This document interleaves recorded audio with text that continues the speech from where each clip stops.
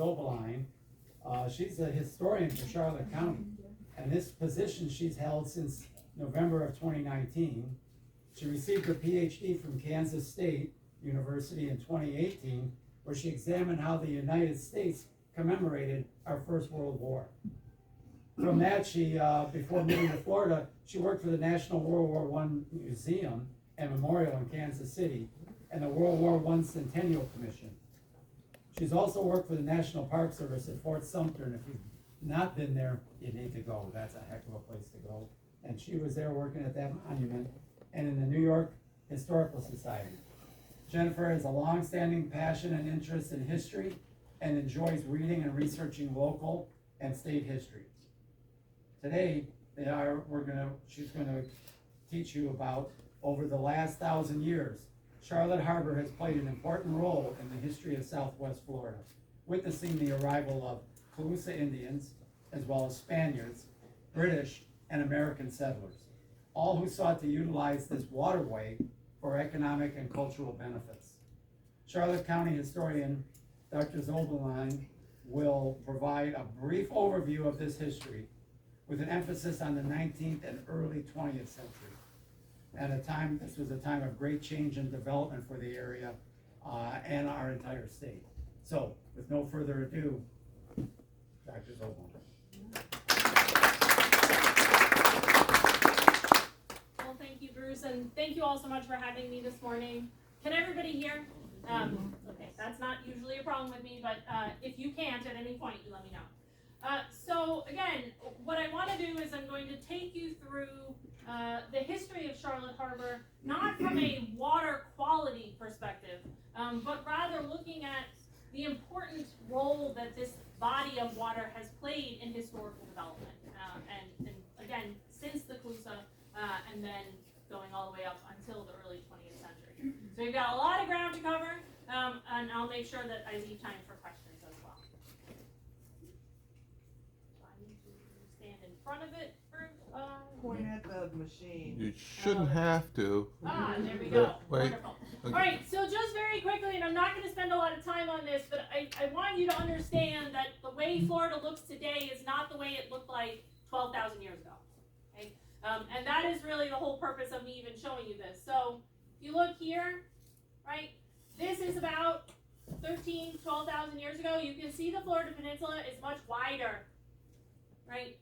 So there was much more land mass and land area in Florida than there is today. And people have been living in Florida for over 12,000 years. And again, we don't have time to talk about those people particularly, but I just wanted to make sure that we understand kind of how Florida goes from this to then, by say about 5,000 years ago, after the Ice Age, right, where it shrinks to what we know today. That's really what I wanted you to get at there. All right. So our story is going to begin with the Calusa. So how many people here have heard of the Calusa? Wonderful. All right. So the Calusa are a dominant power. Where is my little? There it is. So the Calusa, the people that become known as the Calusa, it is believed that they appeared in Florida at least by approximately 1,000 years ago, and definitely by 500. The year 500, they were in place in South Florida. And so what we have here, the light green is the core territory for the Calusa. The darker green there is the extent of their influence, tribal entities that they had influence over. And you can see their cities here. So why do we talk about the Calusa when it comes to Charlotte Harbor? So Charlotte Harbor, right here, okay, is kind of right there on the northern border of the Calusa territory. But what makes the Calusa unique, and why we need to include them in our story of Charlotte Harbor, is because the Calusa are a marine environment kingdom. And this is rare, right? When we think of Native American peoples prior to the Europeans, we think of agriculture, we think corn, beans, squash. That's what we think. And that is the dominant perspective, right? That is the predominant case throughout the United States and even into Central and South America. Not so with the Clusa. The Clusa are not agricultural people. Their entire culture, their entire way of life, and their means for being successful are all tied to the environment, to the marine environment, particularly Charlotte Harbor. Now, we don't know exactly what these areas would have looked like. These conceptions, these artistic conceptions were done in the 1980s and the 1990s after the archaeology that helped uncover the Clusa. So for the longest time, there was not a clear understanding of the facts about the Clusa. The Spanish had written about them. So the Spanish are the ones that come into first contact, right? When Ponce de Leon explores the Gulf side of Florida, it is the Clusa that he comes in contact with. And it is the Clusa that wound him to where then he dies later. And other Spanish explorers, and I'll talk about those in a minute. So there was information, but fast forward to more modern times, and people were not sure if what the Spanish wrote about matched up. But then archaeological work in the 19th century, the latter half of the 19th century, but then especially in the 20th century, especially on Pine Island, proved that yes, what the Spanish said about the Clusa was correct. They had mounds, they had very large buildings here, but most importantly for our conversation today, the water courts. The water courts. And if we go back, this is an artistic depiction of the water courts. So very ingeniously, what the Clusa would do is they created essentially a series of canals and trapped fish within them. And so then they were able to utilize the fish as needed, and they could constantly replenish the canals, right? Letting more fish in, fishing as necessary. The fact that they are a powerhouse in South Florida, and as powerful as they are, and completely focused on the marine environment, makes them a very unique culture. So it is very important that we recognize them as certainly one of the earliest, and certainly this is as far back as we understand, as far as understanding peoples in South Florida. We can't possibly talk about Charlotte Harbor without talking about the Clusa and what they did, and what they were able to achieve without focusing on land and agriculture. Okay? All right, so the Spanish discovery, and I put this in quotes, right?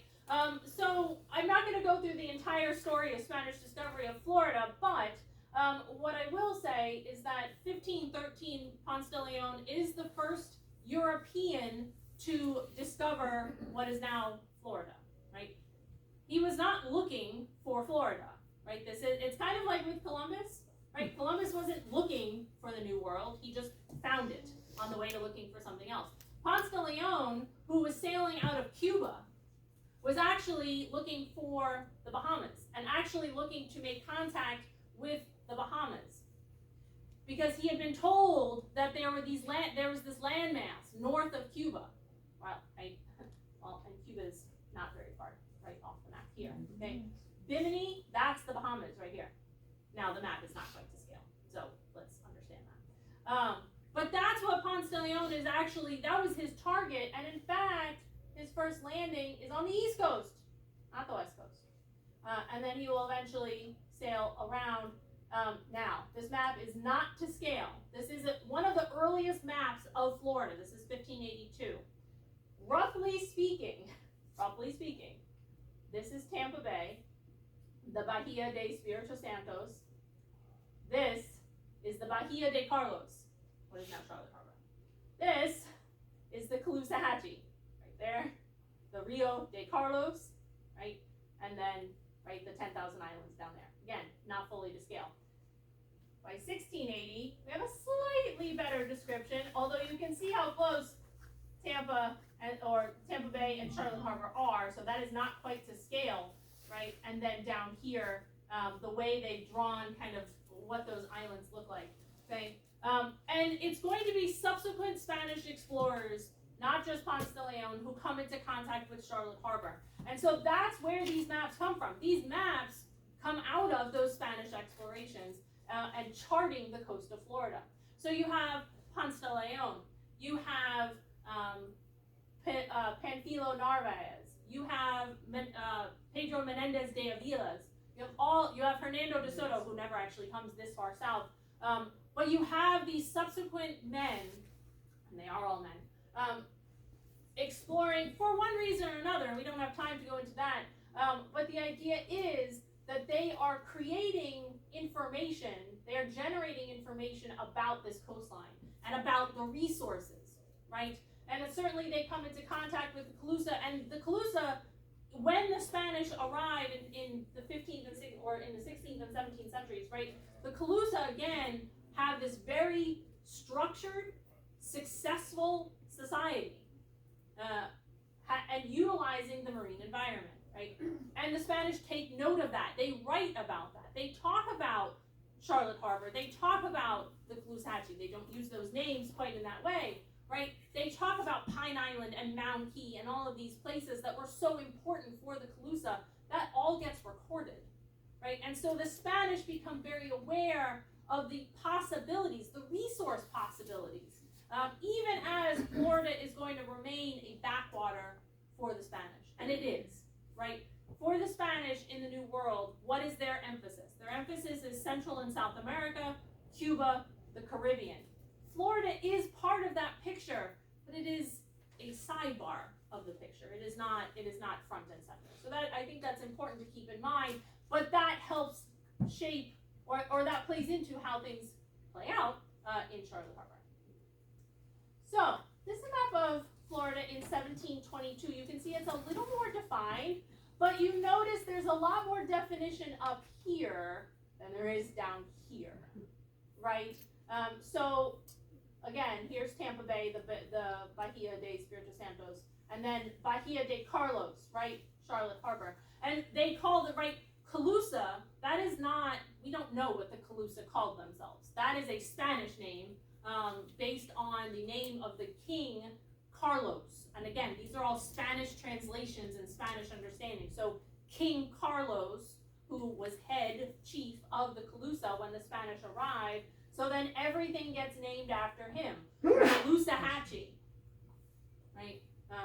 Bahia de Carlos, and then you can see where they've kind of marked that there. All of that it all flows from that, okay?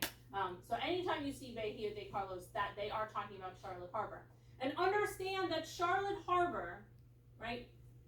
People today, I think, look at Charlotte Harbor in a very narrow way, right? So we think of Charlotte Harbor as, oh, right, so the Peace River, the Mayaca, that flows into Charlotte Harbor, and then Boca Raton Pass, and that's kind of the end of it, right? But Charlotte Harbor as a body of water includes Pine Island Sound, Usepa, all those islands. That is Charlotte Harbor. All of that is Charlotte Harbor. And for the Calusa, for the Spanish, they understand it in that term, right? So just to give you a sense of where we're going with that. So Charlotte Harbor is on the map, but not really being utilized initially, right? But that is going to change in the 18th century when Cuban fishermen start exploring beyond the traditional waters, because, right, so by the 18th century, given Spanish development, given the growth and the trade that has occurred, a lot of the waters around Cuba had actually seen a decrease in production of fish. They were noticing less fish. The catches were smaller at certain times of year. And so these Cuban fishermen, Spanish Cuban fishermen, start pushing the envelope. They start going up here, right, towards the Bahamas, right? They start going up towards the Keys, and then they start going up here along the Gulf Coast, and they find fish everywhere, fish in abundance. Particularly the one fish that comes up again and again in the sources, mullet, all over the place, right? And even today, the fish jumping out of the water, those are mullet. So they're still there. Probably not in the same numbers, but they are there. So these Cuban or we'll call them the Spanish, because really it's Spanish-Cuban fishermen, but for length's sake, I'll just say the Spanish fishermen. to establish fisheries extending as far north as Tampa Bay and all the way down into Charlotte Harbor. Now, this, we don't know exactly what those fisheries look like in the sense of their living quarters. We don't have any documentation on that. This is a 19th century photograph. So this is a Spanish rancho, as they are called. These are the fisheries, the fishing encampments, right? This photograph was taken in the mid to late 19th century in Manatee County. So we can assume they looked similar to this back in the 18th century. Okay? These are seasonal encampments. So they're not here year round. The fishing season was August to March.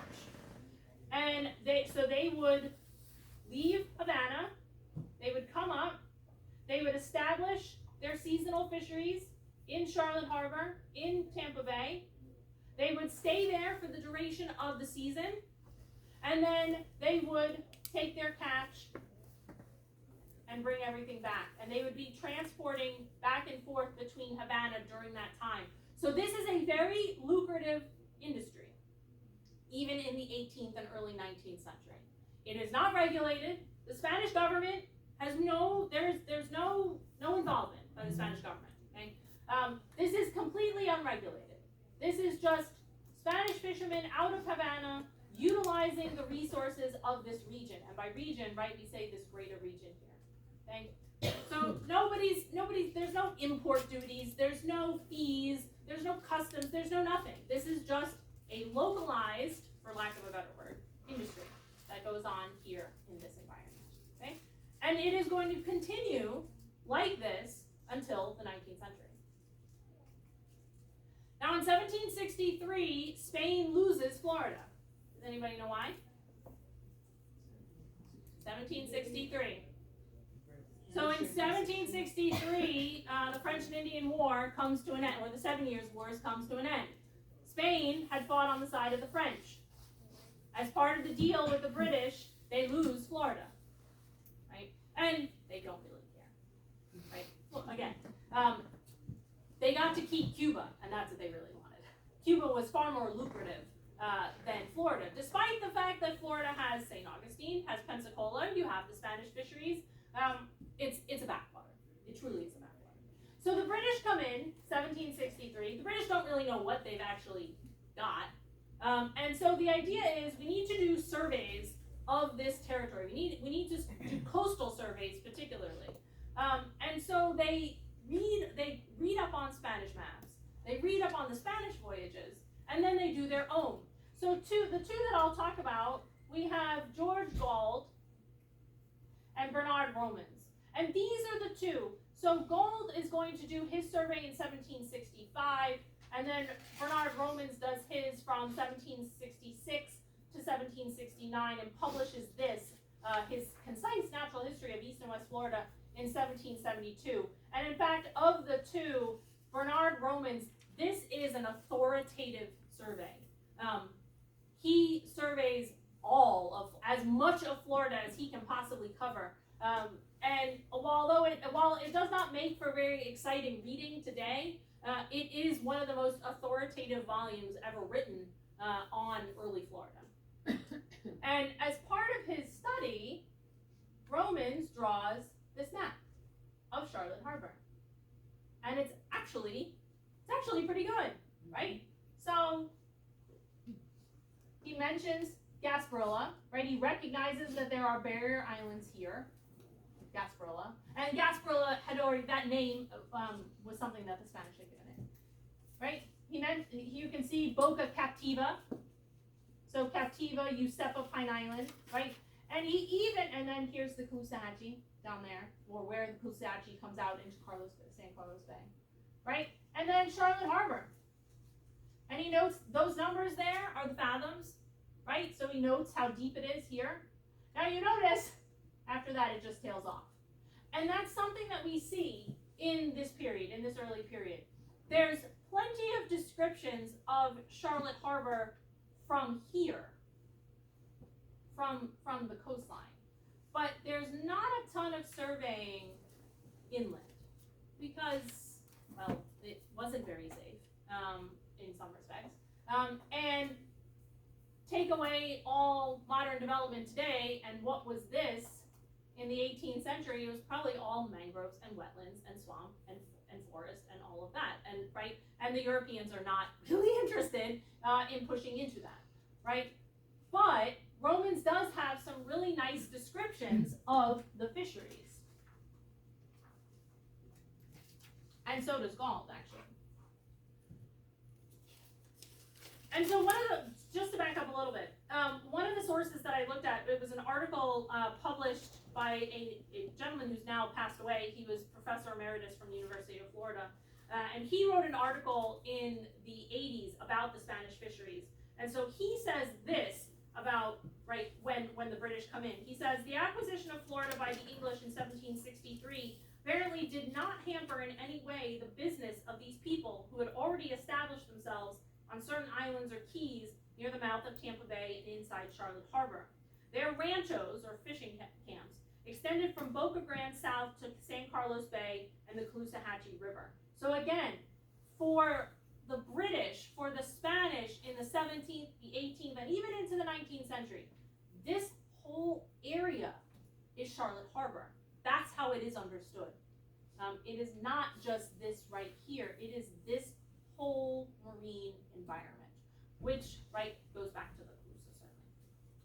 So Gauld, so going back to Gauld here, he's a surveyor for the British Admiralty, and he writes, he says, he found that the Spanish fishermen had plenty of carp and other fish on hooks, so they would dry them, right? So they would do the catch, dry them, salt them, and that's how they would preserve them. They supply the Havana market and other Spanish settlements in the West Indies during the Lent season particularly, of course, right?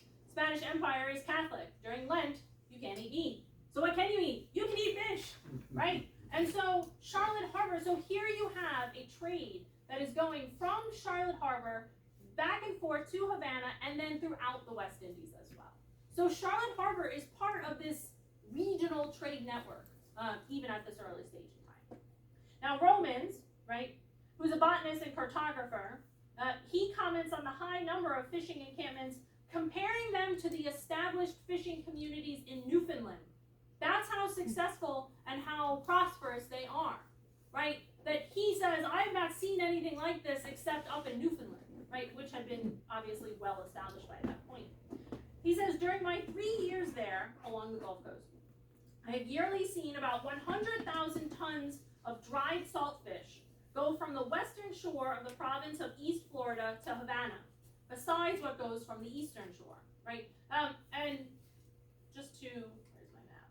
So Florida is East and West Florida under the British. So the Florida Peninsula is East Florida, the Panhandle is West Florida. And they did that for governing purposes, although it didn't really help very much, right? In 1783, just 20 years after obtaining Florida, Spain gets Florida back. Why? 1783 is the end of the American Revolution. And Spain had joined up with France to fight against Britain. So as part of the, switcheroo that occurs of territory, Spain gets Florida back, right? And Spain will retain control of Florida for the next several decades. And in fact, Hammond states this, the author of that article. He says, the fishery operations entered a period of prosperity, reflected in the increase in numbers of men and vessels along Florida's Gulf Coast. In the 38 years preceding the acquisition of Florida by the United States, the fishermen became more permanently fixed in their Florida sites, while their business became larger and better organized, right? So here you have a now century plus old fishing industry that it has operated regardless of Spanish authority, British authority. British had they did not care to get involved. They did not interfere with all of this. So this has just this has just existed in this way within Charlotte Harbor since the 17th century. That is all going to begin to change, and it's going to change very rapidly in the 19th century. So in 1821, Florida becomes a U.S. territory. So we don't have time to go into all of the political fun behind that, but essentially, by the early 19th century, Spain's New World Empire is collapsing, right? Obviously, there's no more ships, there's no more Spanish galleons loaded with gold going back to Spain. That's all gone. Resource-wise, right, the resources have dwindled. Native American labor, right, obviously the Native American populations have been decimated. And these areas now are starting to break away and become independent, right, so Mexico and other areas start to become independent. And for financial reasons, for political reasons, and also because the United States wanted Florida, right? It is connected to what then was United States territory, and the United States wanted it. And so in 1821, a treaty is designed or is written that then sells Spain, Florida to Spain. And just like the British before them, the United States does not know what it's getting. They don't know there's been forays into Florida, but very small and targeted forays, right? Andrew Jackson had gone into Florida to fight against the Seminoles even before the Seminole Wars are actually breaking out, right? You had an understanding more of the East Coast, right? Jacksonville, St. Augustine, Pensacola, there was knowledge. Key West, there was knowledge. Believe it or not, Key West is more on the map than most of the rest of Florida is, right? But they don't know about the rest of it. But what they do know is that there are resources, and we need to understand, we need to survey in order to exploit these resources. So, in 1823, Charles Blacker Vignoles does a survey of Florida, and this is his map of Charlotte Harbor. It's not bad, right? So you can see he's got a good sense of the barrier islands here, right? He does have what he calls the Charlotte River, that's the Peace River. And then here's the Mayaca, which he does not label as the Mayaca. It has a different, I think he calls it the Macaco. It's some like interesting name for it, okay? Right? And then there's another survey that's done by Richard Hackley. Richard Hackley is one of those interesting characters who thought he owned all of South Florida. He thinks that Charlotte Harbor is his. So he does his own survey of Charlotte Harbor. None of these surveys satisfy the United States government. They still don't feel that they have a full understanding of what's going on here. So you have further surveys between 1823 and 1826.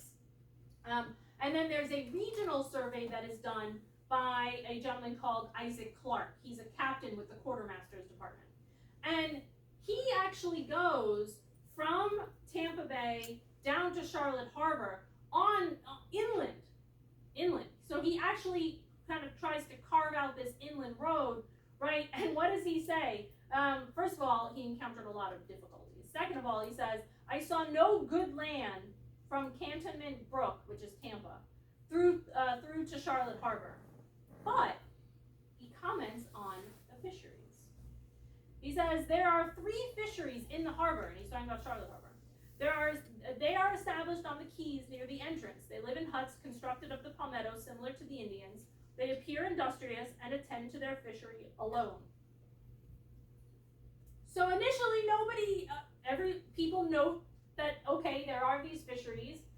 They seem that they've been here a long time. They have relationships with the Indians. We don't know how we feel about that. We also noticed that there looked like there might be runaway slaves down here, right, which there were in Florida. That was something that had happened when Florida belonged to Spain. So you have this multi-ethnic, diverse culture existing in Florida, in South Florida, in Charlotte Harbor. And now the United States says, we really don't like this. We don't like that these folks are just doing things willy-nilly. We want it to be regulated because we want to make money out of this. They can't just be sending stuff here, there, and everywhere without us knowing. Right? And so that idea by the Americans is going to lead to conflict, and conflict on a couple different levels, right?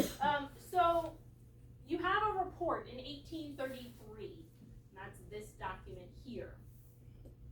And that is the report of the Committee on the State of the Territory Concerning Fisheries. Yes, that's the entire title. And the committee recommended directing the Florida delegate to Congress because Florida is a territory, so it only has has one delegate. That's all it gets. It's not a state yet. To procure express sanction for an act for the protection of the fisheries on the coast of Florida and to raise a revenue therefrom, right? So we need to regulate this. We need to set up customs agents in Charlotte Harbor. We need to be tracking these movements. We need to know who's here, what they're doing, all these sorts of things. So you have the establishment of custom collectors at Tampa Bay and at Charlotte Harbor. And they would also protect the fisheries. Protect them from what? Obviously the big concern is the Native Americans. And who are we talking about? We're not talking about the Calusa anymore. By the 19th century, we're talking about the Seminoles. Right? So in the 19th century, in the early to mid 19th century, we're going to have three different conflicts between the United States government and the Seminoles. Right, so you have the Seminole Wars. There's three separate conflicts. They kind of touch with each other, but they are still three separate conflicts, right? And the Spanish fisheries are caught up in this inadvertently, right? They have been doing, they are still doing what they've been doing in Charlotte Harbor for over 100 years, right? But now suddenly what they are doing and the interactions that they have is no longer acceptable to the United States government, right? So unlike the British, who just let things continue on as they were, the United States is not willing to do that, right? And there is a racial element in here. And one of the sources that I looked at, it was actually a dissertation by a young lady, and she was writing on fishing and mullet and that sort of thing. It was a very fascinating dissertation. But she had a whole section about the Spanish fisheries. And how race plays a role in how the United States looks at this entire picture. But also look, right, Florida has changed, right? This is an 1830s map, an 1831 map of Florida. Florida looks really different than it did even 50 or 75 years before that, right? Now you have counties, most in North Florida, right? But so you have some sense of governance, you have some sense of structure. The United States is structuring Florida, right? North Florida particularly is going to be a continuation of Southern agriculture, right? It's going to be a slave-based system. But nobody can really do anything about this until the Indian problem is dealt with. And the Indian problem means also dealing with these Spanish fisheries who are trading and having contact and possibly feeding them out of settlements based in and around Tampa and Charlotte Harbor. But particularly Charlotte Harbor, because Tampa becomes, right, Cantonment Brook actually becomes a military post. Charlotte Harbor is so far south that it still is a little bit out of that range. And so, right, there's this fear that there's illegal smuggling going on out of Charlotte Harbor. So you read through the sources, and they're constantly mentioning Charlotte Harbor as in we need to do something about this. We need to do something about these folks, right? So you have custom collectors set up to basically put an end to all of this, right? But I think what's interesting is that it does highlight the fact that the United States recognizes the value of Charlotte Harbor, even at this early stage, right? They recognize that this is something that can be useful, that can be beneficial, right? Now, just so the Seminole Wars here, we don't have time to talk about them, but it's really the second Seminole War that's going to impact Charlotte Harbor the most, particularly in 1835 and 1836. So here's Charlotte Harbor here. You can see, right, there's heavy action in and around this area, and certainly in the Peace River Valley as well. And so by 1836, the new inspector for Charlotte Harbor, Alexander Patterson, wrote that the Indian hostilities have caused the fishing establishment to be removed to Tampa Bay, and there is not only no commerce, but no living person in Charlotte Harbor. Now, I don't know, right, whether there is literally no person ever living in this area after 1836. I don't know that we can definitively say that. But I think the gist of it is clear, right, that because of the Second Seminole War, because of the regulation, and because the United States feels that these Spanish fisheries are existing outside the law, right, Charlotte Harbor has essentially become a deserted no man's land, right? So those once prosperous fisheries that dotted all the barrier islands, right? And everything has been moved to Tampa. Now, Florida becomes a state in 1845, which of course is going to change things again, right? Because this idea of now that Florida is a state, and by 1858, the Seminole problem has been dealt with, right? With the end of the Seminole War and the retreat into the Everglades. Now, look what we can do. We can plat it. We can start surveying for the purpose of settlement, permanent white settlement. And Charlotte Harbor is right there in the middle of all of it, okay? And all of these little squares, these are all the different surveys, and they are saying there's a lot of really good land out there in and around this harbor, and we could really utilize it, okay? But life has other plans. History has other plans. In 1861, the United States is going to go to war with itself, right? Florida will become the third state to secede on January 10th, 1861. Here's the Ordinance of Secession here. It's a very simple, concise, one-page document, unlike South Carolina's, which I think is 5 to 10 pages, quite lengthy. So how does Florida fit in? Well, once Florida secedes and once you have the creation of the Confederacy in early 1861, and then of course the outbreak of official conflict after Fort Sumter in April 1861, the United States, especially Winfield Scott, decide that the best way to defeat the South is by blockade. Scott's Great Snake, which I love. I love political cartoons, but I think this is really great. And the idea is we will choke the Confederacy into submission. Well, that's all well and good, but do you know how much coastline that is? Would anyone like to? Florida alone has over 2,000 miles of coastline. Just Florida. Just Florida, right? Now, fortunately for the Union, key posts remain in Union hands. So Key West, Fort Jefferson and the Dry Tortugas, St. Augustine is taken, Jacksonville is taken, and even Pensacola is taken. So the United States the Union has that going for it. What it doesn't have going for it is that it still is responsible of blockading this entire coast. So you have two blockade squadrons, one for the East Coast here, and then one for the Gulf Coast. So what does that mean for Florida? And we always think, right, oh, Florida, there was nothing happening there during the Civil War. Florida wasn't even involved. Not true. Florida sends over 15,000 men to fight for the Confederate armies. 5,000 of those will never come back.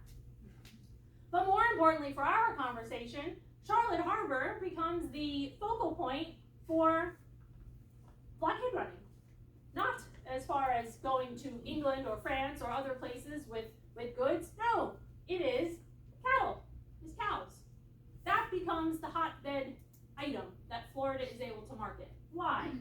So cattle had actually been in Florida, cracker cattle, since the Spanish, right? Ponce de Leon, on his second trip to the Gulf Coast, brought people and pigs and cows and things for a whole settlement. Well, the settlement never happened because they were attacked by the Palooza, and all the pigs and the cows and everybody just ran off. No joke. And those cows formed their ancestors of the cracker cattle that are in Florida in the 19th century. And so you have these cattle that have been kind of helped along by other breeds brought in.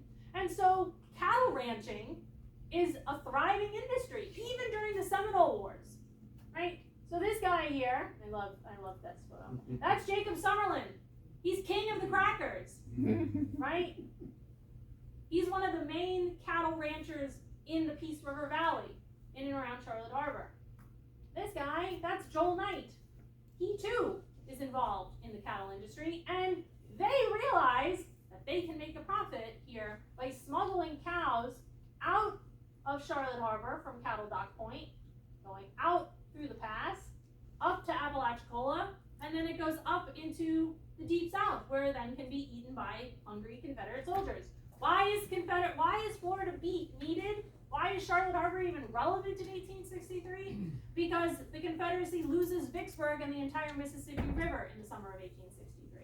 And once that happens, Texas cows are off the menu because you can't get them, right? With the Union taking control of the Mississippi River, everything to the west of that, they get it. Oh, well, there's all these cows in the interior of Charlotte Harbor becomes one of the main marketing, one of the main exit points for that cattle, right? So much so that the Union Navy has Charlotte's Harbor on its radar, right? If you are ever interested, and they're not bad to read, I would say it's okay reading. The official records for the War of the Rebellion. This is for the Union and Confederate navies, and in that you will find pages upon pages of information pertaining to Charlotte Harbor and all the activities that are going on in and around Charlotte Harbor. And the idea here being that if you are the Union, how do you stop the running? How do you, and especially when the maps you have may or may not be fully accurate. Again, right, Charlotte Harbor is well mapped. But what about up into the Peace River? What about up the Myakka? Well, lucky for the Union Navy, there are locals who are supportive of the Union cause, and it'll be locals who are rounded up and put into service. They're refugee rangers, that's what they're called. And they will be brought on board the blockading ships. And the big one, the main ship that's going to be in charge of Charlotte Harbor is the Gem of the Sea. That's the ship that you constantly see referenced. And their patrol is Charlotte Harbor. And so they decide in the winter of 1863 to attack. They decide that they're going to go up into Charlotte Harbor and attack and try to destroy these supply lines. And we don't have time to talk about all of it, which is a shame, but I'll just give you the summary version, which is from our historic marker that we have. So in late 1863, the Union turned attention to Charlotte Harbor, hoping both to disrupt the supply of cattle and connect with local Union sympathizers, including the Refugee Rangers. From December 24th to 30th, 1863, Acting Ensign J.H. Jenks led an expedition of 14 Union military regulars on small boats from the Gem of the Sea up the Myakka to the shore near today's El Joubin. The party encountered signal fires and sporadic gunfire from local Confederate sympathizers. Soon the sloop USS Rosalie arrived to provide cover at a shelling position 200 yards from the Myakka's eastern shore. When clashes escalated on December 30th, the Rosalie, under the command of Mastermate Peter Coffin, opened fire with a howitzer. Meanwhile, 15 Florida Refugee Rangers, led by Ranger Captain Enoch Daniels, had proceeded on a scouting mission overland to the northeast, and some witnessed the skirmish on their return. Union forces retreated to their boats, with one seaman injured. The Myakka skirmish led Union commanders to believe that thousands of regulars would be needed to capture and hold mainland Charlotte Harbor. The effort was abandoned, and area cattle continued to be driven north to feed the Confederate Army. So Summerlin and Knight stay in business, right? But I think it's so fascinating that here in what is essentially the backwater of the Confederacy, right? So few sources talk about Florida during the Civil War, although there have been authors, some material that I've looked at where people have challenged that, and I think they're right to do so. But here in our own backyard, you think, man, who cares about Charlotte Harbor in the Civil War, right? Nobody cares, but they do care. Again, pages and pages in the official records where they are talking about what's going on in and around Charlotte Harbor. And it's not just cattle. There are other supplies that are being smuggled in and out. So the role that the Peace River Valley and Charlotte Harbor play in this war effort is substantial enough, certainly. Without that Florida beef, lots of Confederate men wouldn't have been eating. Really. After Vicksburg in July 1863, Florida beef, it's not great. There's really fun primary source material that describes the taste and texture of Florida beef. It's very scraggly, right? Because they're scraggly, they're cracker cows, they're not these big like heifers, they're not the big longhorns, they're just kind of doing their thing. It was very much a, let them go range, and then, guys like Summerlin would, herd them periodically and get them to market, right? But these are like scrawny little cows, relatively speaking. Only later do they become bigger because, you have other breeds that are injected in. But, it doesn't taste super great. But you know what? It's that or no beef. So it really is very helpful. And so again, here we have Charlotte Harbor right at the center of all of it. And the Union, recognizing that, hey, we need to send more men here, right? And of course, the Union Navy is like, I don't know what you expect us to do. We have far bigger problems. And now, truth be told, by 1863, most of the Gulf Coast was in Union hands. Mobile wasn't. But still, there's a much bigger war effort here. There's a much bigger picture here. Probably most people don't even know where Charlotte Harbor is on a map, so it's not really significant. So they are not able to shut it down, and so guys like Summerlin and Knight are going to continue with that, supplying the Confederate war effort for the rest of the war. Okay? So after the war, things are going to get a little interesting in Florida, right? So the Civil War disrupts something that had started kind of in the latter half of the Seminole Wars, and then once the Seminole Wars were over, right? And that is the idea of development, and that is the idea of, for lack of a better word, it's the idea of exploiting Florida, right? That had been put on hold with the Civil War. But now, that is going to come into full force here in the post-war period. So, a couple of things changed by the latter half of the 19th century. One of the biggest things, you notice there's a lot more counties down here than there was before. So if I go back, there's my map. So, we don't see too much here. This is like Seminole territory, kind of, sort of, before they get pushed into the glades. You have this, which I think was the original Hillsborough, but I don't think it was called Hillsborough. This is Monroe, but they don't even know what half that is. Right, and then you have this. Well, by the post-war period, there's a lot more structure going on here, because now that the Civil War has ended, people who had experienced Florida during the Civil War recognized its potentials. People like Nathan DeCoster, who is one of the earliest post-Civil War settlers to Charlotte Harbor. He served in the Union Army. He was stationed out at first in Key West and then in Fort Myers, right?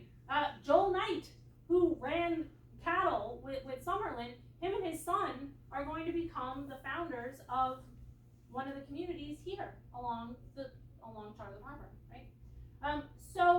And if this sounds familiar, i.e. that people who serve in someplace after wars then realize its potential, it does, because that's what happens after World War I and World War II in Florida. So very interesting how that pattern actually starts here after the Civil War on a smaller scale. This is a late 1870s, early 1880s map of Florida. Here we are, in here, okay? So we were once part of Manatee County before the Civil War. 1855, Manatee County was created. Well, in 1877, DeSoto County is formed. And you can see DeSoto is all of this here. We are part of that. Lee County is also created at the same time to break up Monroe County. Because let's face it, the county seat for Monroe was Key West. Well, that's quite a long, right? And that's a whole other conversation that we don't have time to talk about. The way in which counties were created and that makeup. It's a very fascinating story, including Charlotte. But we don't have time to talk about that. So, what you are going to see, because of the recognition of Charlotte Harbor and its resources, you have communities like Charlotte Harbor, the town, Cleveland, right? Liverpool, not pictured on here is Hickory Bluff, Mayaca City, Grove City, Punta Gorda, right? Gasparilla, an actual town, versus just fishing villages, okay?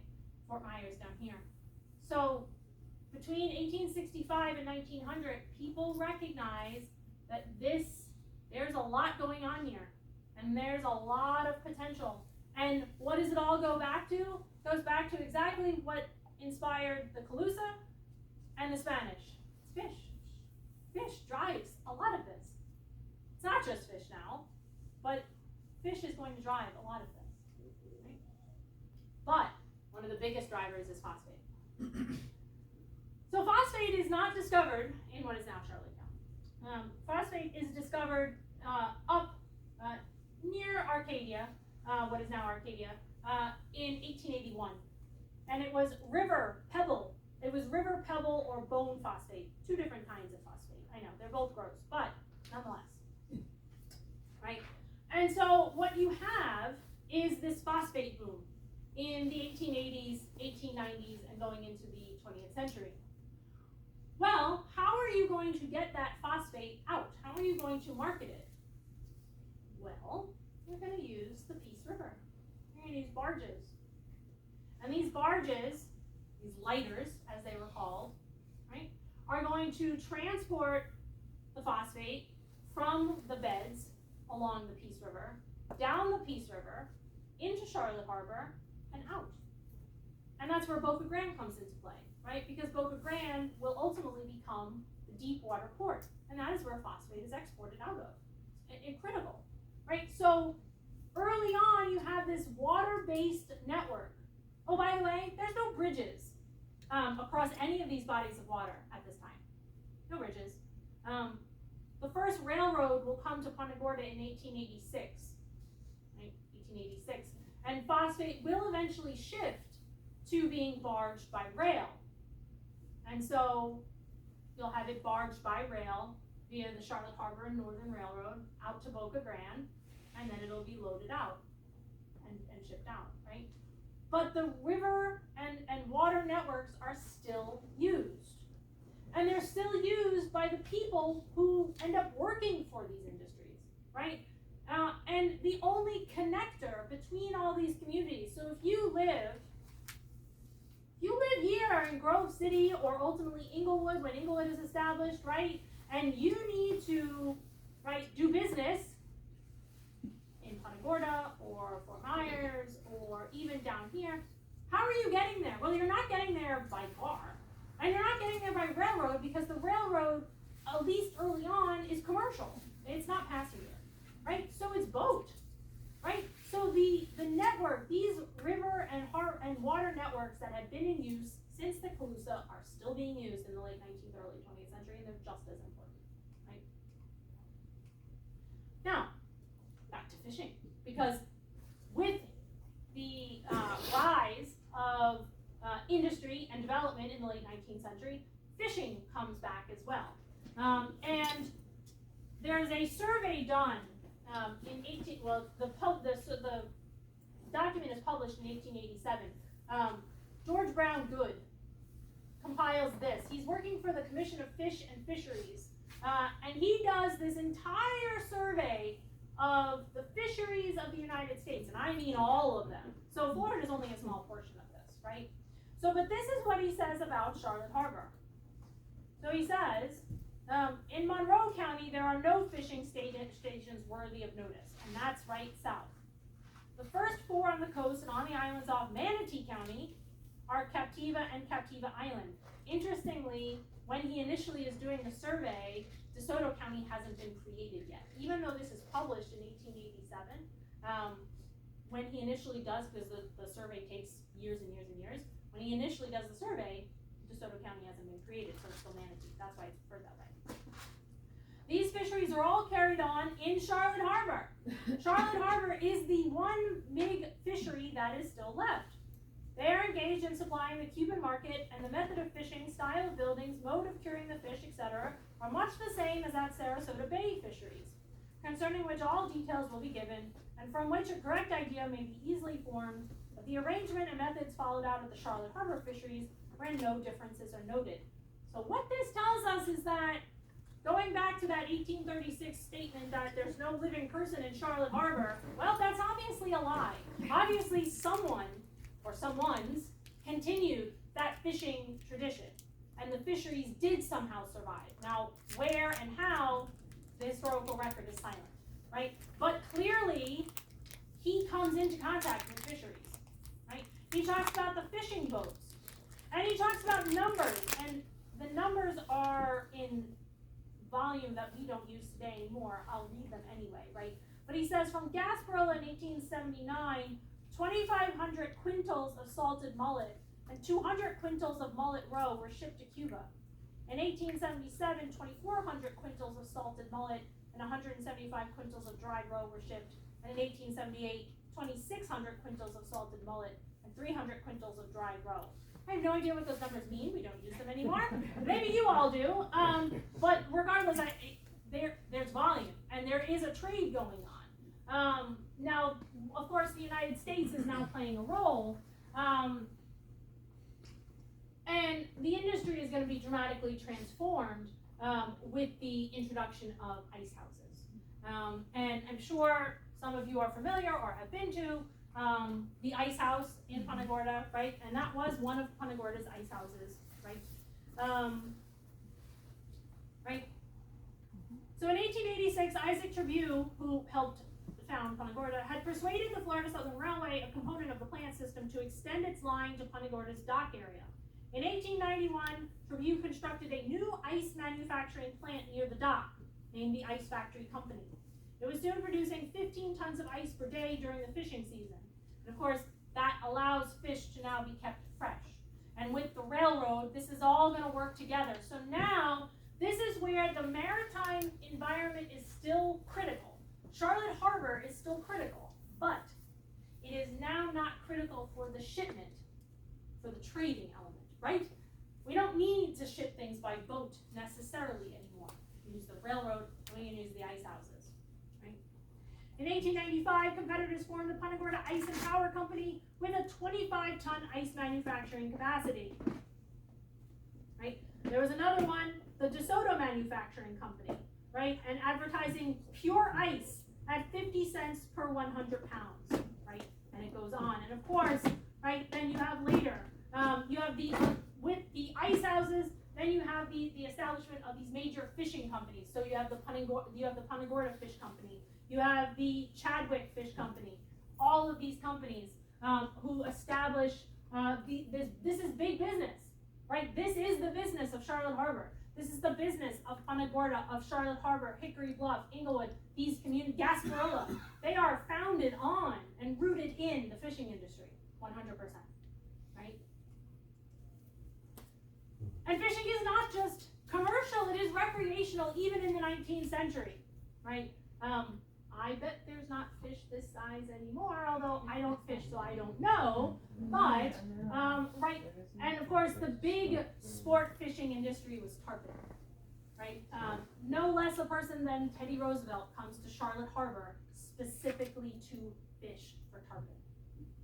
Charlotte Harbor is on his agenda to come and fish for tarpon, right? So again, the harbor now is driving this growth, even as it's no longer being used as a commercial waterway, right? The barges are gone, although, right, there's still no bridges. There is no bridge in Charlotte County connecting these bodies of water until 1921. 1921, no bridges. So you still have to get from point A to point B via boat, but the railroad helps with the commercial element, okay? So in 1921, Charlotte County is created out of DeSoto. Actually, 4 counties are created out of DeSoto. We can have a whole conversation just on that, right?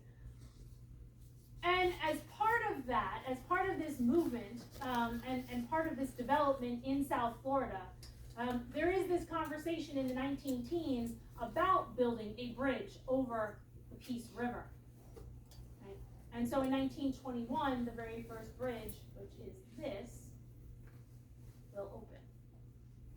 This is the railroad dock here, and the ice houses and everything associated with that here, okay?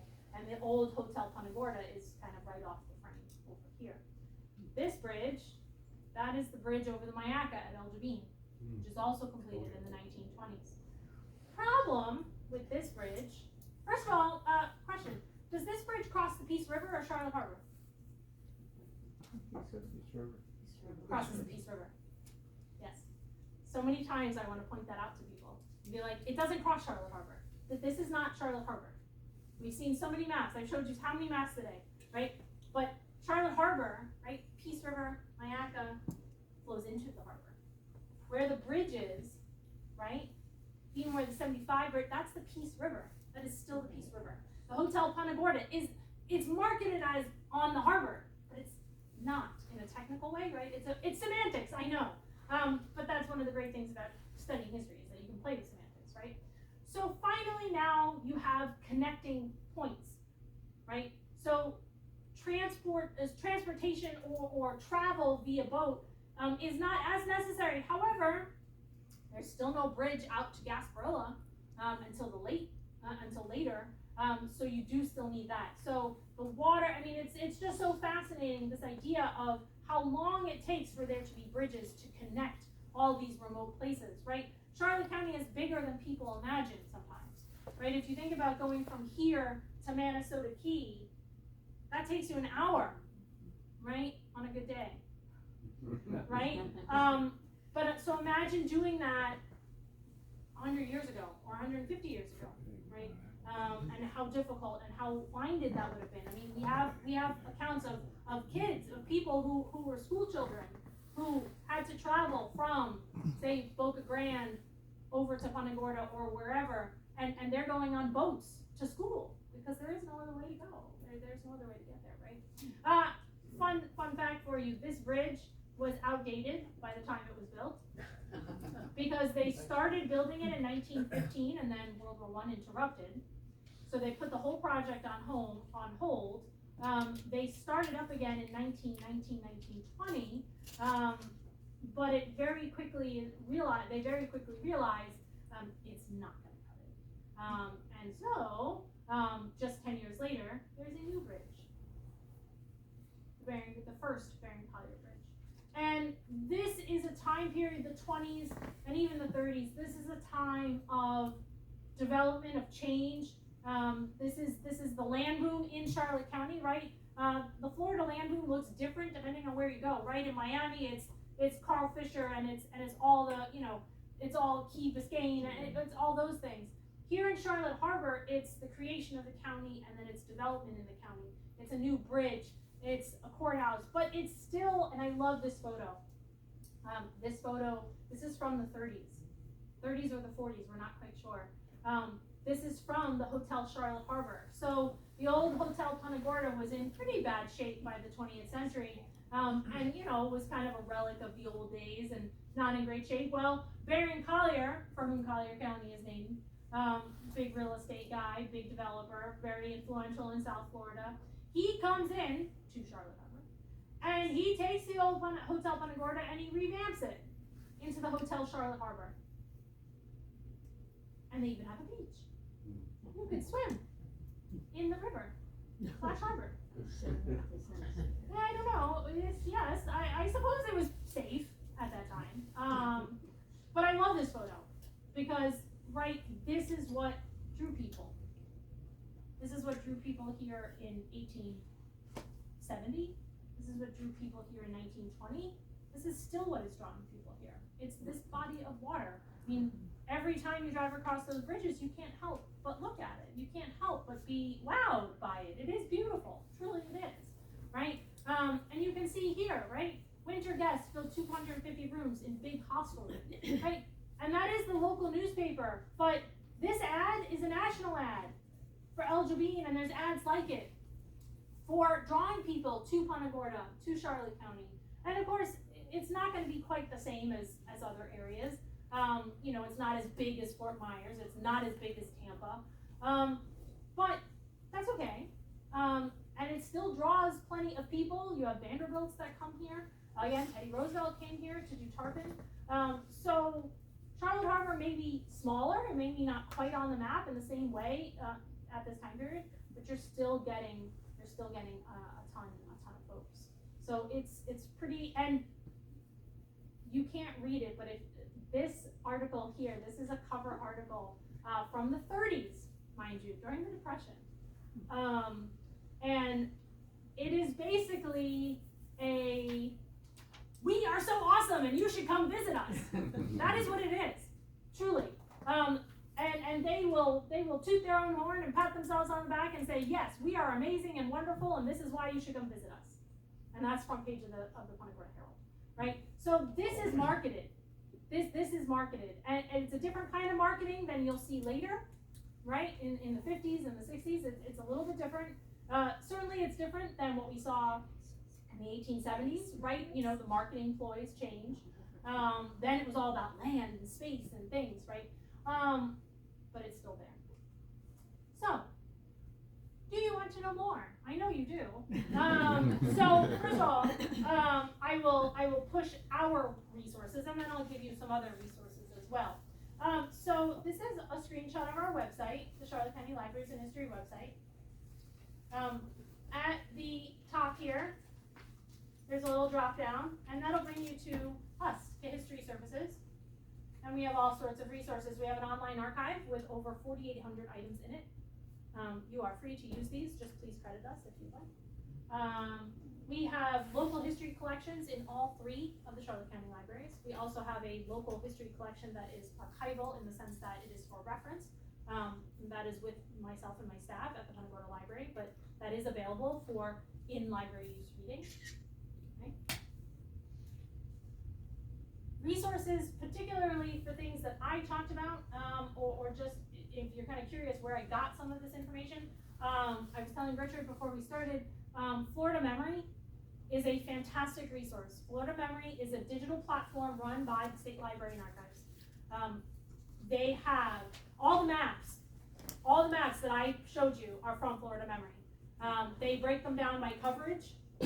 So they've got maps, they've got documents, they've got photographs, they have articles, they have online exhibits. It is a true wealth of information, and it's all free to use.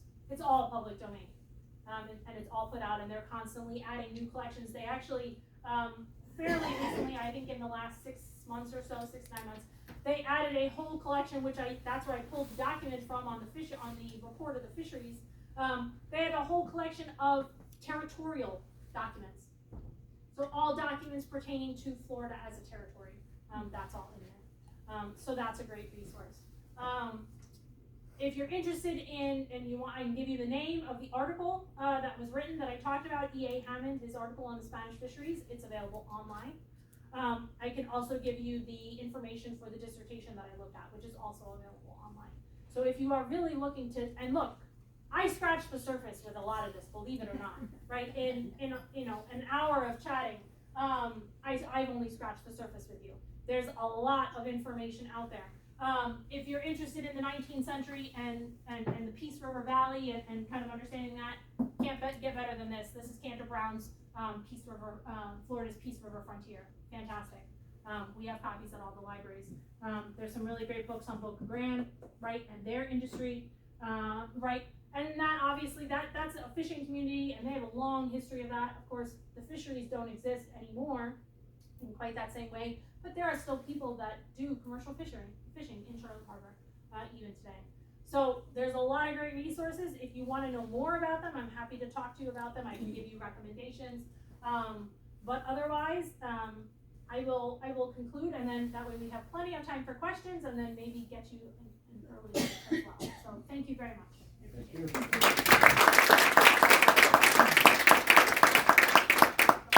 Questions, comments, concerns?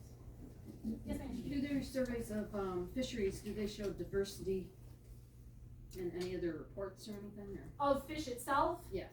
I imagine so. I did not read that far into it. But the nice thing is, Good's survey that he did that was published in 1887, this whole thing is online, the entire document.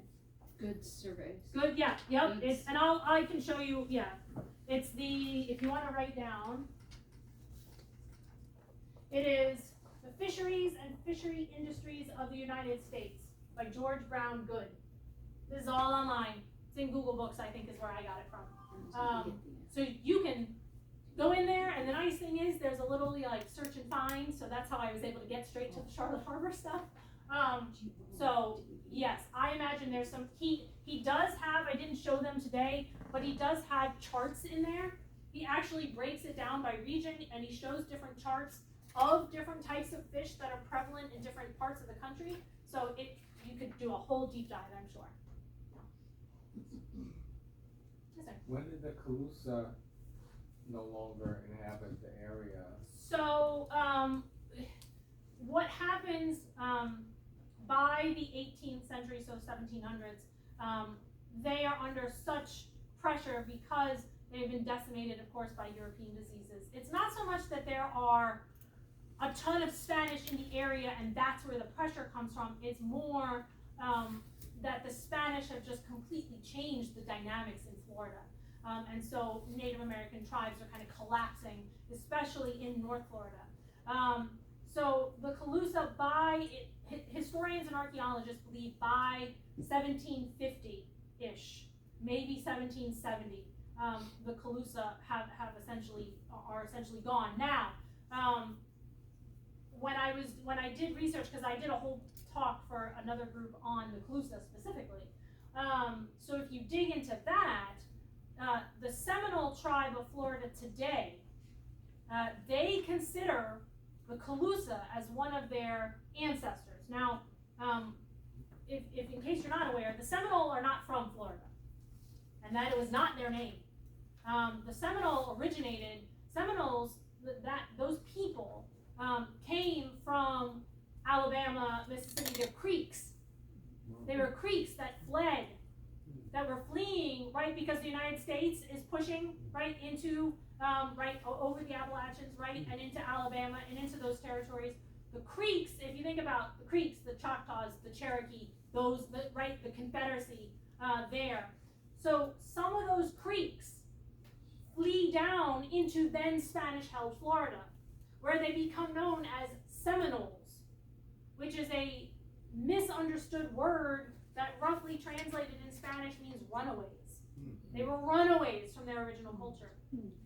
It is believed that it is possible that the remnants of the Calusa either left for Cuba or migrated into the Creeks, / Seminoles that were coming into Florida. And they kind of amalgamate, which was happening across the board because there were no, right, if you think about, there's the Appalachee, there's the Tocabega culture, there's all these folks, and they kind of all coalesce. That's why the Seminole, even though they themselves are not originally from Florida, as in they're ancient people, today the Seminole tribe considers all of these Florida tribes to be part of their ancestry, because at one point they all did come together, and they all were fighting for common survival, right?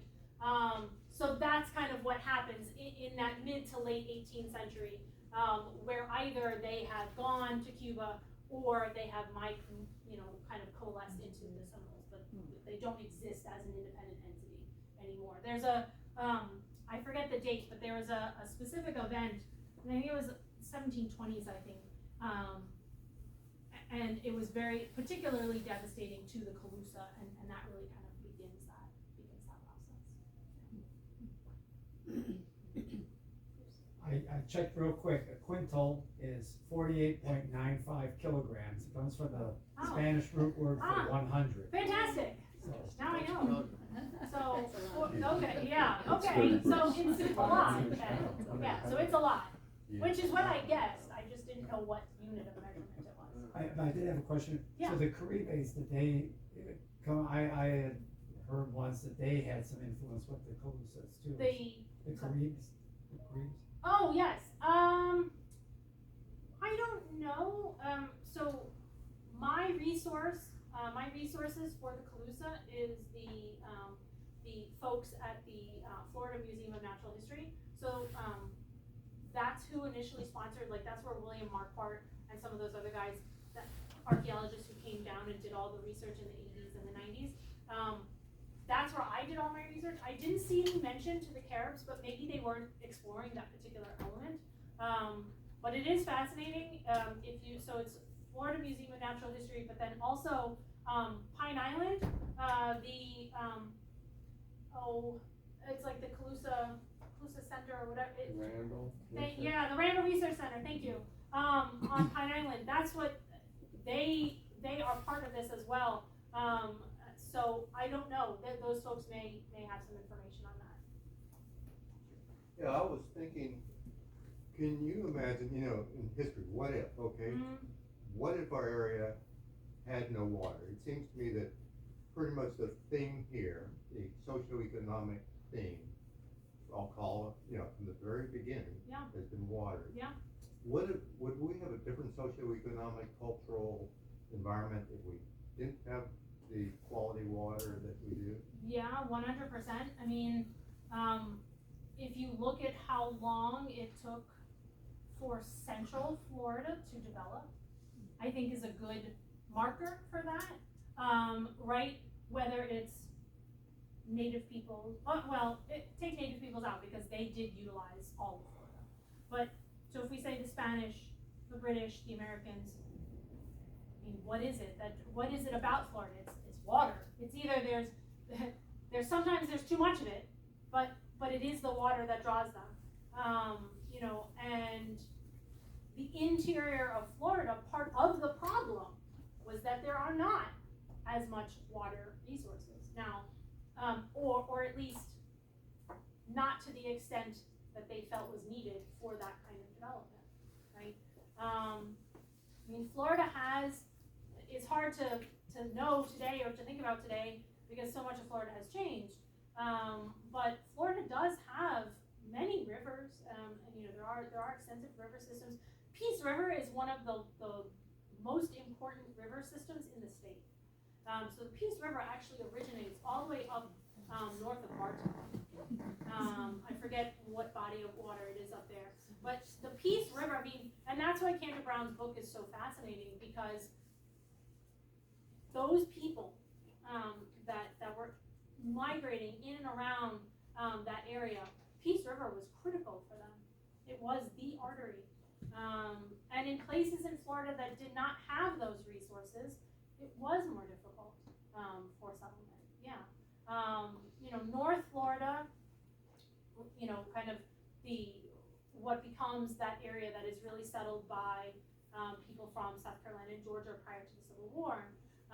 They don't need river resources because, of course, they are cotton plantation. It's that southern ag, right? So rivers are less important in that respect. But for people who live beyond that, rivers and waterways are tremendously important. And certainly take that out. And we're looking at something very different. And here, particularly, right, if we take out Charlotte Harbor, we're looking at a really different environment. And certainly it probably would have never been the focal point of so many things throughout history because that would have been removed, right? And Tampa, of course, right, there's tons of stuff centered around Tampa too. But this far south, it's because of how far south we are, right? And so if you look at, especially early on in South Florida, Charlotte Harbor is a godsend in many ways because it really is this, it's a deep water harbor. It's fed by rivers. It has all these barrier islands. It has this entire ecosystem, right? It was, obviously the Calusa were drawn to this region, and then Europeans too drawn to this region, and the fisheries, right? I mean, at the end of the day, those fisheries, they too, these small fishermen from Cuba and Havana, right, who came on here and realized what they could get out of it, for sure. There was a question Yeah, a question up there. Question over here. Yes, I had been to the Caribbean where they had the pyramids, and they said that when the water ran out in many years ago, that they had to migrate, they had to leave. The Maya, boat. you mean like the Maya? Right. Like the Maya Like a and like the ghost Yucatan town. and all Yes. of that? Yeah. Yes, it became a ghost town, and they Yeah. moved to another area Yeah. because all the river dried, the beds dried out. Yeah. Yes, absolutely, yeah, and there's a lot of historians who still struggle with kind of what exactly happened with the Maya, but environmental was definitely part of it, right? Where, and you see that in other places where, and right, the European view was always, oh, this primitive wilderness that the Native Americans are inhabiting, it wasn't a primitive wilderness, they were using it too, just like anybody, their technology was just different. But, right, they exploited too, and right, there are some great examples. The Maya are one who did probably overexploit their environment. There's Native American communities in the Southwest Easter Island is a fantastic example, right, of where it just gets out of control. So yeah, water is critical, and when you overuse it or when there's no more, you have to leave and you have to go someplace else. And it does directly impact that culture. Versus like the Aztec, they are drawn to the water. The water is what draws them to Lake Texcoco and to Fountain Tenochtitlan, right? It was apparently part of it's part of their creation myth that they were told by the gods to migrate south and you will find this great lake and it will have all these resources. And that's Lake Texcoco, which doesn't exist anymore, right? And it doesn't exist not because of the Aztecs, but because of the Spanish, right? Lake Texcoco is now effectively gone. That's where Mexico City is now, right? There is no Lake Texcoco. There hasn't been for a really long time. But right, so things like that can change and they can impact a culture directly. 100%. Somebody else. You referenced the Peace River Valley. Yes. Where is that? Yeah. How do you define that?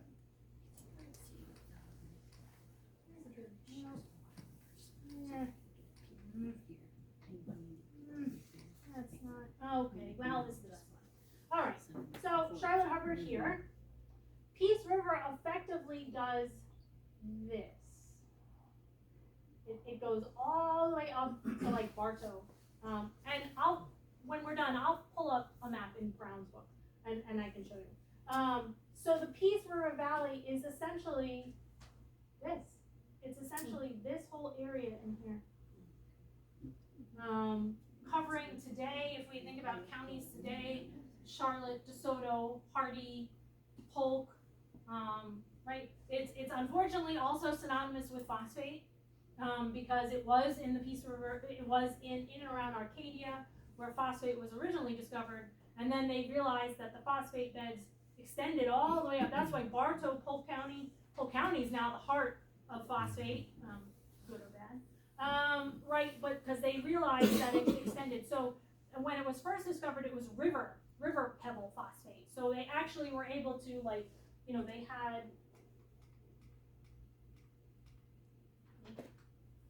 they're literally dredging it from the side of the river, like it's right here. It's right here. They realized the bone phosphate, and why Polk County and part of the upper Peace River Valley is known as Bone Valley. Later on in the 20th century, Bone Valley, it's a different kind of phosphate. I believe it's more in the rock than it is here in the riverbed. It's more in the rock, in the limestone itself. So it's a whole different thing. And so that transforms that entire area. But I'll look, there's a better map in there too. Yeah, you're welcome. Any other questions? Well, if not, I for one was mesmerized. This was a great, great thing. Thank you guys.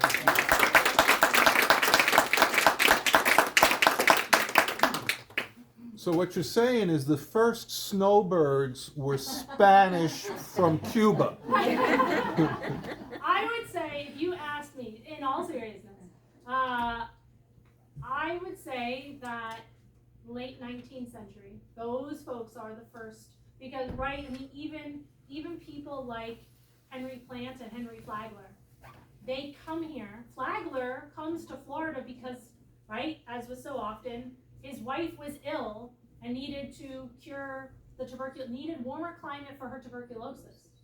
That is what drives it originally. It is the climate people need, right? It's health, believe it or not.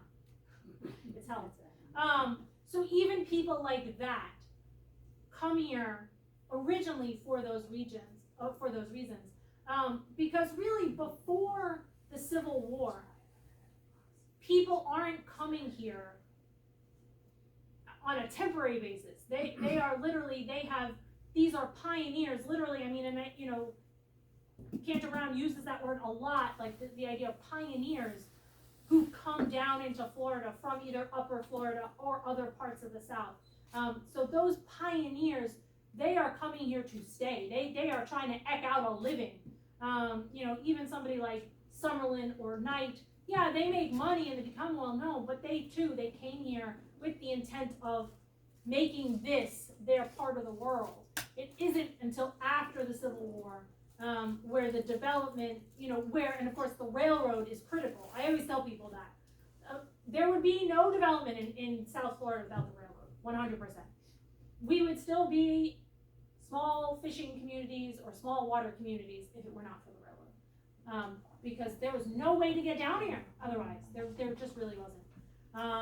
Unless you wanted to, take a steamer from wherever, it's just not very. So in all seriousness, I would say it really is that post-Civil War period where people come, and a lot of people come to stay, but then, right, there is this idea of being able to kind of come back and forth. Certainly, even some of the earlier Vanderbilts who stayed at the Hotel Punta Gorda, it's seasonal.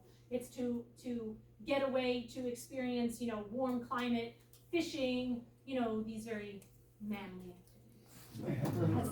Certainly in the frame of the 19th century, they would have been considered that, yeah. It's interesting with the Spanish, and we don't, there's so little still, I think, that's known because the records, right? There's no records from Ponce de Leon's journey there. One of his crew members wrote about it like 50 years later. Well, and that's all we've got. That's all we've got.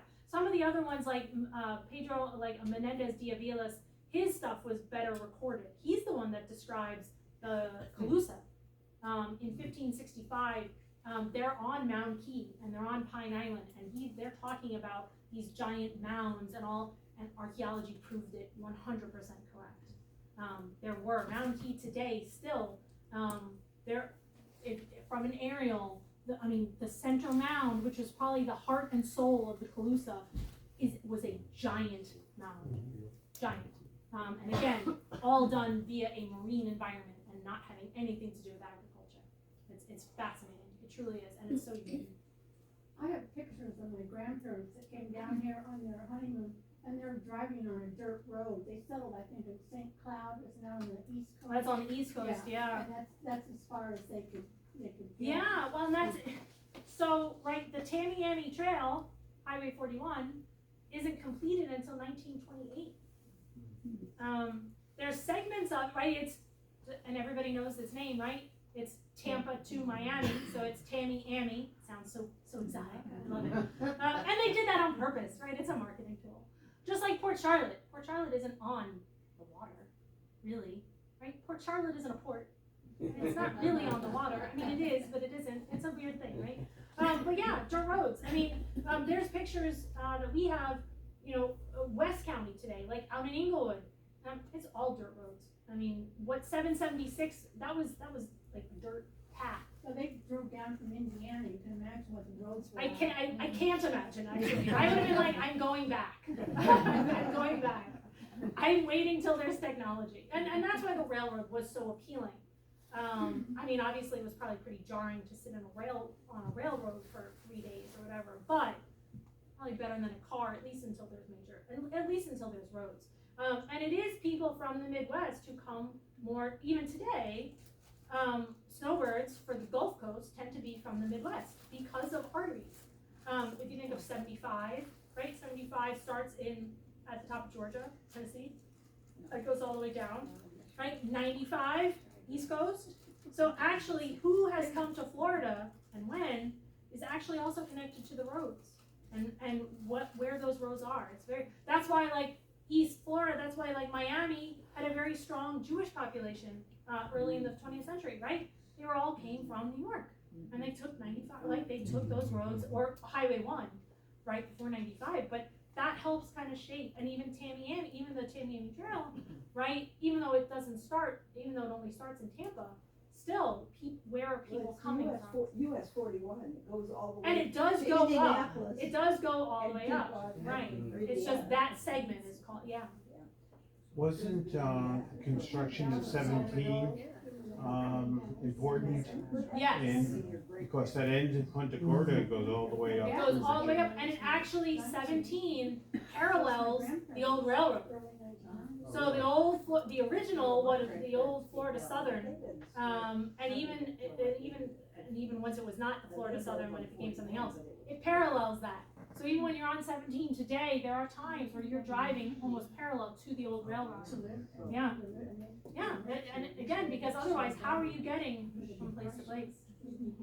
Absolutely. Even Edison could only come this far. He had to take the ferry. He had to take the ferry until the railroad connected Punta Gorda to Fort Myers, and until there were bridges, you got on a ferry, and the people at Gasparilla, there were ferries, there were steam ferries running, from Gasparilla Island to the mainland up until like the 1940s, I think.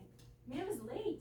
And they even had ferries with cars where people would drive on, So it's not that long ago that things, again, 1921 is a long time ago, but it's not, if you think it's only 103 years now that Charlotte County's had bridges at all. I mean, that is pretty incredible, I think. And I thought one of the fascinating things about the railroad coming here was that they went clear out to this fisheries, which is Fisherman's Village area now. Yeah. And That's they were the on dock. a turntable, so they Yes. they could actually go, Yeah. and then they turn them around Yeah. and spin them back. Yeah. And then at the hotel, one of the things was that for a while, the railroad actually came It went, almost to and the door. Tribune wanted that. That was the whole point. That was the whole point. And the Collier water, too. Yeah. The mineral water was one of the Yeah. And then it was later the Charlotte Harbor and Northern. That's the railroad that brings the phosphate down to Boca Grande. So that's a whole other railroad line that comes all the way from Charlotte County, to bring phosphate. Jennifer, thank you.